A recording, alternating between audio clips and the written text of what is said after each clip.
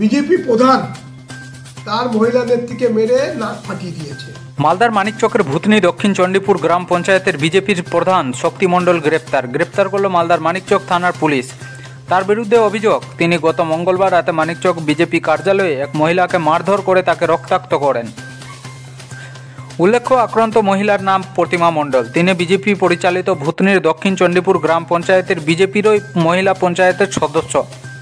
তার ছেলে বঙ্কিম মণ্ডল অভিযোগ করেন, তার মা দলীয় প্রধানের দুর্নীতির বিরুদ্ধে সরব হয়েছিলেন। প্রশাসনের বিভিন্ন মহলে অভিযোগ জানিয়ে গত মঙ্গলবার রাতে মানিকচক বিজেপি কার্যালয়ে বিজেপি জেলা নেতৃত্বর আলোচনার মাধ্যমে বিষয়টি মিটিয়ে ফেলতে তার মাকে ডেকে পাঠান। সেখানে দক্ষিণ চণ্ডীপুর গ্রাম পঞ্চায়েতের প্রধান শক্তি মণ্ডল এবং তার দুই অনুগামী দীপঙ্কর মণ্ডল ও ফেকন মণ্ডল মিলে তার মাকে মারধর করে রক্তাক্ত করেন। এ বিষয়ে বিজেপি আক্রান্ত মহিলা পঞ্চায়েতের সদস্য মানিকচক থানায় লিখিত অভিযোগ দায়ের করেন। সেই অভিযোগের ভিত্তিতেই বুধবার রাতে মানিকচক থানার পুলিশ ভূতনির দক্ষিণ চণ্ডীপুর গ্রাম পঞ্চায়েতের বিজেপি প্রধান শক্তি মণ্ডলকে গ্রেপ্তার করে এবং বৃহস্পতিবার ধৃতকে মালদা জেলা আদালতে তোলা হয়েছে।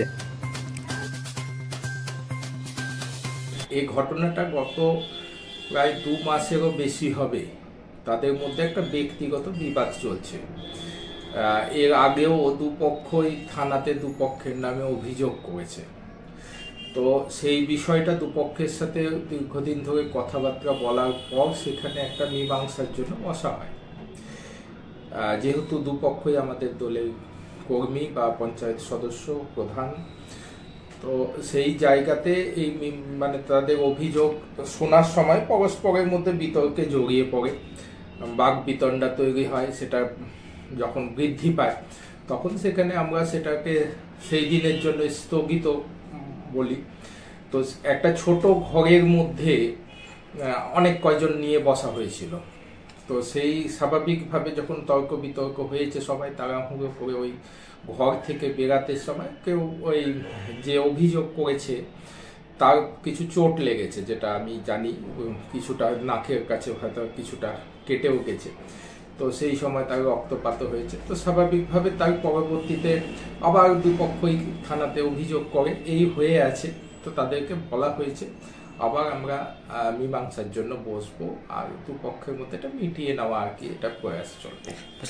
বিজেপি প্রধান তার মহিলা নেত্রীকে মেরে নাক ফাটিয়ে দিয়েছে। এটা যা জানা যাচ্ছে, ওদের এই প্রধানের দ্বারা মহিলা নেতৃত্বে এদের মধ্যে একটা ভাগ বাটোয়ারা নিয়ে গন্ডগোলের মধ্যে করেছে।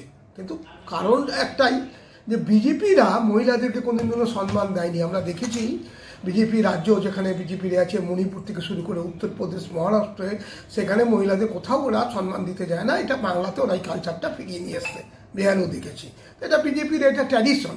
বিজেপির পুরুষ শাসিত, তারা পুরুষদেরই নাম বলে, বিভিন্ন নেতৃত্ব দেখবেন পুরুষদের ছবি পুরুষদের, আর মহিলাদেরকে ওরা ব্যবহার করে ভোটের সময়, মিছিল মিটিংয়ের সময়, এবং নেতা নেতৃত্বে আসলে তাদের পাশে জড়ো করাটাই কাজ। এবং তারপরে তারা এরকম নেতৃত্বদেরকে অবহেলা করে, তাদের বিজেপি মহিলা ক্যাডারদেরকে মারধর করে, কারণ তারা ভাগবাটোয়ারা নিজেদের মধ্যেই করে, কাউকে দিতে চায় না, হিসাব হতে চায়। এটা বিজেপির কালচার। মালদার মানিকচকের যে ঘটনাটা এটাই।